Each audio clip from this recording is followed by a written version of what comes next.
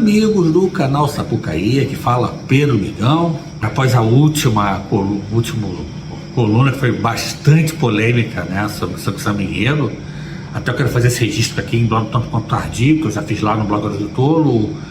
Após a coluna, o Cláudio Russo me procurou, fez algumas ponderações, muitas coisas eu não concordo, outras eu concordo, mas realmente eu acho que o termo certo para falar do samba não é bem quadrado, acho que pragmático é o termo mais correto. Vamos falar um pouquinho da série que vem galvanizando o mundo do samba carioca, que é a série da Globoplay, né, Vale Escrito, sobre o jogo do bicho carioca, basicamente sobre as famílias Garcia e Andrade.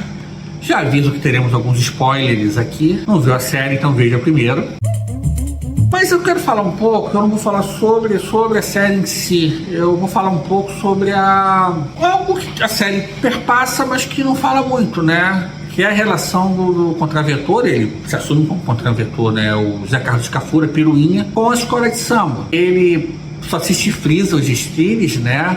Até quem viu o último Dispersão Sapucaí viu o que o Adriano Neymota falou, acabando com todas as frisas, vai sobrar dele. Mas ele nunca foi patrono efetivo de uma escola de samba carioca, embora tenha ajudado aqui e ali várias escolas, né? Portela, Império, Arranco do Gen de Dentro, mas ele nunca foi patrono específico, né? Ele foi patrono em momentos muito pontuais. Embora hoje, né, o seu neto, Júnior Scafura, é vice-presidente estatutário da Portela, eleito, e seu outro neto, Zé Luiz Scafura, é vice-presidente de Carnaval do Império Serrano. Por que, assim, vamos tentar entender um pouco, por que o Piruinha nunca foi patrono, especialmente naquela região ali, que é a região onde eu fui criado, e aqui tem uma história também, de parêntese, né? Cascadura onde eu fui criado, Madureira, Borição, Piedade, Caxambi. Quem andasse com adesivo de carro do Aras Scafura não era assaltado, então as pessoas pegavam o adesivo e colocavam, isso nos 80, nos 90, as pessoas colocavam o adesivo no carro para não ser assaltado, porque se o carro daqueles fosse assaltado era certeza de problema. Mas voltando ao samba, por que o Piruinha nunca foi um patrono efetivo da Portela ou do Império Serrano, por exemplo? Eu já adianto que eu estou testando hipóteses aqui, eu não vou esgotar o assunto.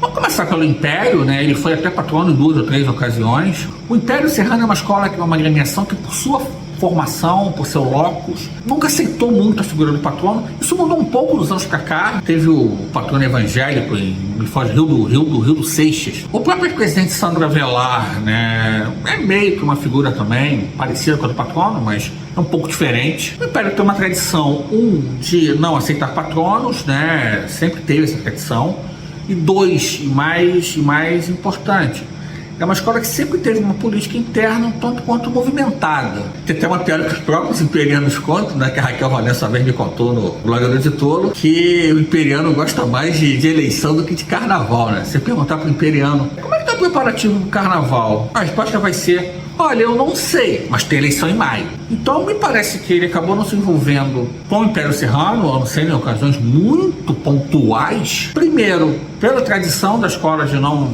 aceitar patronos, o Império Serrano é uma escola um pouco mais fechada, digamos, do que, por exemplo, a Portela. Também já falei sobre isso no blog do Tolo, mas posso trazer isso para uma coluna numa época que tenha menos agito. Tem essa política interna muito conturbada, muito complicada, que, sejamos justos, o ex-presidente Sandro Avelar deu uma boa pacificada. Poucas vezes, né, seu sucessor, Flávio, me foge agora o sobrenome, Flávio França, né, do político do Sandro Avelar, deram uma boa pacificada na escola. Eu acho que deram um pouco de paz ao Império, e o Império estava precisando de paz. Dito isso, nós vamos falar um pouco sobre a Portela. A Portela é um pouco diferente. A Portela teve, entre 95 e 97, o Luiz Carlos Scafura, filho de Piruinha, como seu presidente. Ele era o presidente, não gosto do enrosco. Esse interregno acontece por conta da prisão de Carlinhos de Maracanã, no episódio dos Bicheiros de 93 e 94. Ele assume a escola, fica 3 anos, faz ali no primeiro momento toda uma pacificação da Portela, e eu vou voltar a falar sobre isso quando falar do Carlinhos de Maracanã. Faz toda a pacificação, mais do que pacificação, ele traz, né, traz Paulinho da Viola, traz, né, João Nogueira, toda a turma que tinha saído da tradição. Ela faz aquele que para mim é o maior desfile da escola, né, era Sambódromo, em 1995, e ele fica no 1997, Carlos de Maracanã volta em 98, até 2004. Pode se perguntar, inclusive a esposa do Piruinha que aparece nos episódios é a Edcleia, passista histórica da Portela, que foi madrinha de bateria em 95, estou falando de cabeça, né? Então José Carlos Scafura, o Peruinha, tinha uma relação com a Portela muito grande, tanto que seu filho hoje é vice-presidente estatutário, né, compositor. A Portela é um caso muito peculiar. Os bicheiros, em geral, que tiveram uma escola que se chama para chamar de sua, como a história do carnaval mostra, como o próprio documentário mostra, embora de maneira um tanto quanto acessória. A Portela é um caso muito peculiar. Por quê? Ela teve um bicheiro, Carlinhos Maracanã, que, com exceção desse intervalo entre 95 e 97, ele comandou a escola de 1971 a 2004, quando acabou sendo alijado do cargo numa eleição com,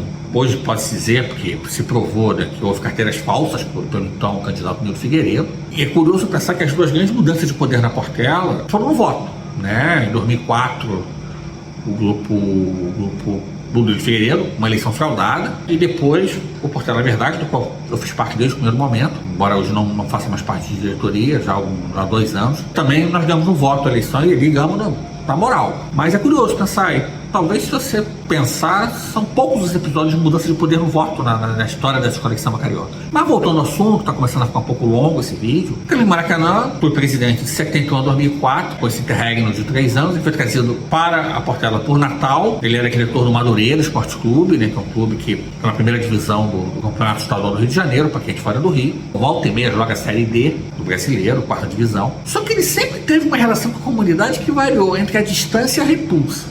Ele tem um papel importante no que eu chamo de modernização conservadora da Portela nos anos 70 e início dos anos 80. Quando o Ouro de Touro não era nem canal de YouTube, eu gravei um vídeo lá atrás, no antigo blog impresso, que eu explico isso. Ele fez uma modernização conservadora que passou pela área de compositores dos anos 70, né?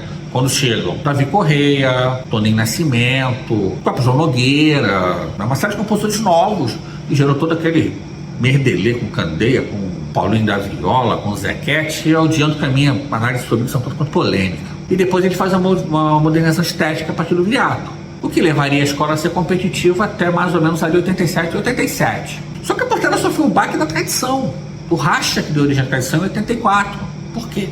Não saíram somente pessoas que faziam a Portela e que eram importantes na diretoria e na comunidade, mas também saíram pessoas, faziam 12 alas, foram expulsas do Carlinhos Maracanã, e ali é um ponto de inflexão na Portela. A Portela não tem competitiva, 85, 88, 87, mas 88 para baixo, com raríssimos espasmos, até o Portela Verdade e a ladeira abaixo. E a Portela só resistiu a esse processo porque a Portela é o Real Madrid da escola de samba, porque fosse uma outra escola talvez ele tivesse sucumbido. Mas ele tinha uma relação muito distante com a comunidade e, além disso, ele era o raro caso de investir no pão duro. São poucos os anos em que ele investiu. Ele investe um pouco mais fortemente até ele de novo, 82, 83, e depois, no momento de investimento dele na escola, são os pasmos. Você tem mais recentemente 2004, 2002, a escola foi bem prejudicada no resultado. Você tem ali 91, 92, mas sim, nos anos 80 também. E mesmo nos anos 80, a Portela não era conhecida por alegorias muito bonitas e luxuosas. O foco sempre foi o chão, porque ele não investia. É um caso muito peculiar, porque a Portela tinha um bicheiro que a comunidade não gostava. Depois do arrasto da tradição, ele se isolou ainda mais no comando da escola, comandava com um monte de ferro, com muitas decisões até contestáveis. Quando começava a haver uma distensão através do Marquinhos, né, eles foram tirados do poder. Eu até fazia parte indiretamente da diretoria à época, porque eu sou fundador do Portela Web e eu fazia a equipe que fazia o site oficial. Hoje, olhando 20 anos depois, eu entendo que eu não entendia na época. Querendo ou não, eu fazia parte da diretoria. Ele foi um bicheiro de características muito peculiares, né? De pouco investimento, de ter uma relação de isolamento, e talvez por isso, por ele ocupar esse espaço de maneira tão férrea, de maneira tão presente, o José Carlos Scafura, mesmo gostando muito de carnaval, não tem encontrado uma escola para chamar de sua, embora tenha ajudado o Portela, Império, o Arranco, se eu não me engano, a Estácio de Sá e outras. Mas é isso, peço desculpas pelo tempo que eu fiquei afastado e a gente em breve volta. Grande abraço a todos.